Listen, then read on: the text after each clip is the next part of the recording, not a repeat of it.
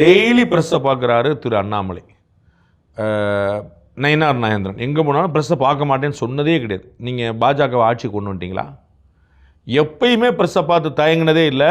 நீங்கள்லாம் கேட்டு முடிச்சிட்டிங்களா, வேறு ஏதாவது பாக்கி இருக்கா அப்படின்னு சொல்லிட்டு தான் எந்திரிப்பார் திரு டிடிவி தினகரன். அவரை தமிழ்நாட்டின் நம்பர் 1 கட்சி ஆக்கிட்டீங்களா? ஸோ ப்ரெஸ்ஸை பார்க்குறதுக்கும் மக்களுடைய வாக்களை வாங்குறதுக்கும் ஏதாவது சம்பந்தம் இருக்குதா?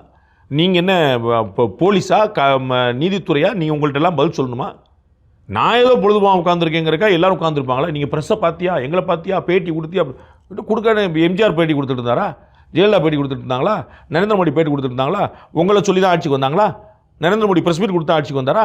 ஜெயலலிதா ப்ரெஸ்ஸை பார்த்தா ப்ரெஸ்ஸோடைய நம்பிக்கை வச்சு தான் ஆட்சிக்கு வந்தாரா? அவங்க செல்வாக்கு மக்கள் டைரெக்டாக வச்சுருக்காங்க, போகிறாங்க. இதெல்லாம் இடையில நீங்கள் ப்ரெஸ்னா நீங்கள் இருந்துட்டு போங்க. ப்ரெஸ் மீட் கொடுத்துக்கிட்டு இருந்த பாஜகவுக்கும் அம்மா மக்கள் முன்னாடி என்ன செஞ்சுட்டு இருக்கிறீங்க? அவங்கள ஆட்சி கொண்டு வந்துட்டீங்களா? பிஜேபி சூப்பர் கட்சின்னு ஊடகங்கள்லாம் சொல்லிட்டீங்களா?